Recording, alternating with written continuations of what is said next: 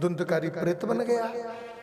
तीर्थ यात्राओं से होकर के गोकर्ण जी आए, आकर के रात्रि में अब घर पे आए तो सोचे कि घर पे चलता हूँ। घर पे आए, आने के बाद जैसे ही रात्रि में विश्राम करने चले, एक घर के अंदर एक बड़ी विचित्र टाइप की अनुभूति होने लगी। कभी कोई गधा, कभी कोई भैंसा, कभी कोई सर्प, कभी कोई अजगर, कभी कोई कुछ, कभी कोई कुछ, अलग अलग प्रकार से जीवात्मा प्रकट होने लग जाए, अलग अलग प्रकार से ध्वनि आने लग जाए, अलग अलग प्रकार की अनुभूति होने लग जाए। गोकर्ण जी खड़े हुए और खड़े होकर के जोर से आवाज लगाए, कौन हो तुम?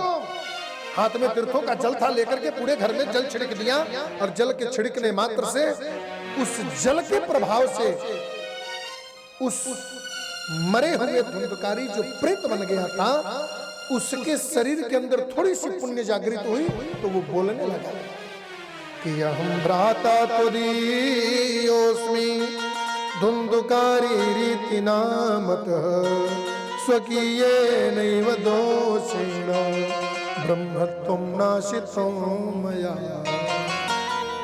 मैं आपका भाई धुंधकारी हूं, स्वकीय नहीं व दोषेण, मैंने अपने जीवन में किए हुए दोष के कारण ब्रह्मत्व नाशितम मया, मेरा ब्रह्मणत्व नष्ट हो गया और जिसके चलते मैं प्रेत बन गया। भैया अहो बंधो कृपा सिंधु, आप कृपा करके मेरे मुक्ति का कोई न कोई उपाय सोचिए।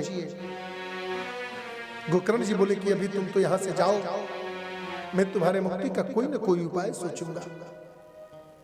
रात्रि भर गोकर्ण जी महाराज सोचते रहे कि इसके मुक्ति का क्या उपाय करूं, ये तो प्रेत बन गया।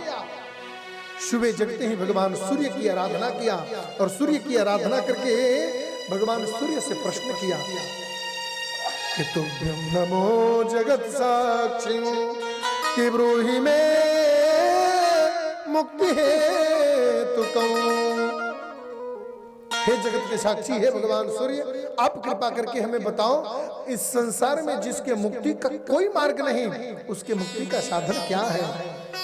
तैति सूर्य बच सर्वैर धर्म रूपम तु विस्तृतम कि श्रीमद् भागवतान मुक्ति सप्ताह वाचनम कुरु। संसार में जिसके मुक्ति का कोई साधन नहीं है, उसके मुक्ति का एकमात्र साधन है क्या?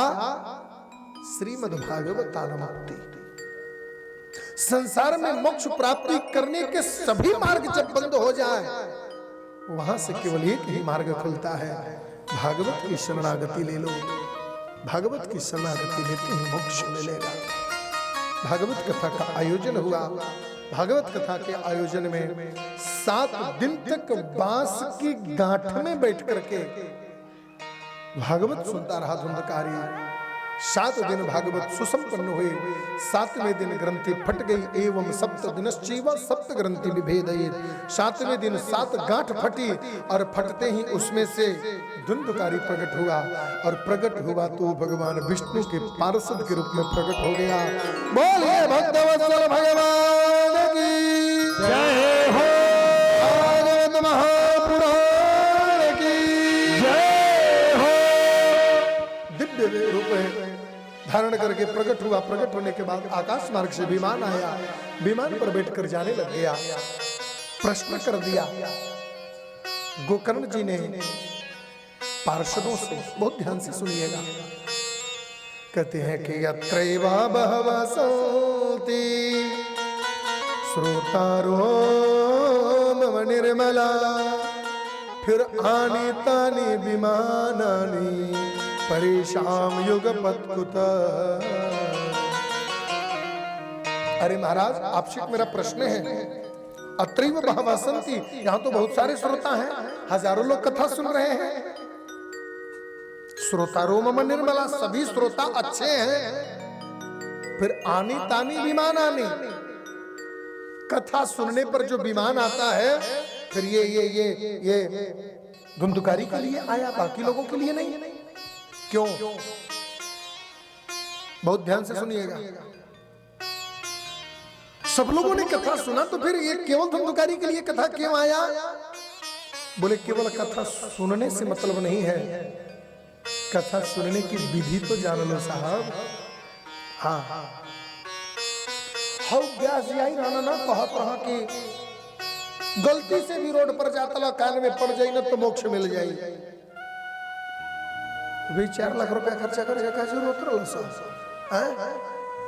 3 गो पंडित जी बुलावे के, 4 गो कलाकार बुलावे के, टेंट लगवावे के, पंडाल लगवावे के, इतना ढकोसला कैला के जरूरत है करल सा।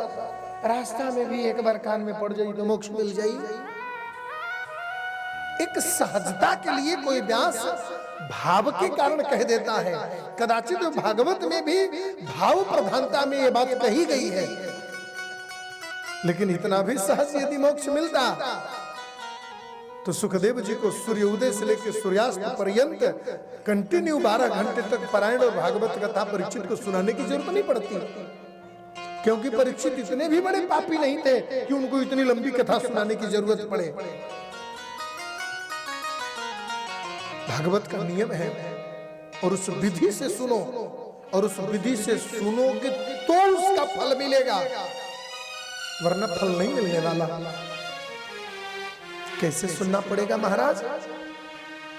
बोले श्रवणस्य विभेदेन फल भेदोत्र संस्थितः श्रवणो तो कृतो सर्वैर् न तथा मननो कृतम्।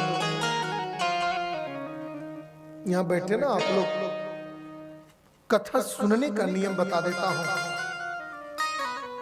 कथा में जब बैठिए तो नंबर 1, जब तक कथा में आप बैठे हैं दूसरों से बात करना मना है। नंबर 2, बात करना क्यों मना है? आप बगल वाले से बात करेंगे, तीसरा वाला बात सुनेगा तो कान लगाएगा, क्या बतिया बताना जाओ, ये दोनों ननद हो जाए, क्या बतिया बता लिसन अपने में हो, हमारे बुराई तो लिसन बतिया। जितने क्षण के लिए आपके बात को सुनने में उसका कथा डिस्टर्ब हुआ, उसका पाप आपके माथे चढ़ेगा। क्यों? क्योंकि आपके चलते किसी का कथा डिस्टर्ब हो रहा है, दोष लगता है। कथा के बीच में उठ करके बार बार जाना, बार बार आना, हास्यम हुआ परिहास्यम हुआ, मजाक करते रहना, किसी के ऊपर पानी छोड़ देना, किसी को पीछे से ऐसे खोदना, किसी के ऊपर कुछ भीगना, किसी को खींचना, किसी को ढकेलना, इस प्रकार की हरकतें करना कथा में मना है, नहीं करना चाहिए। दोष लगता है, बहुत पाप लगता है।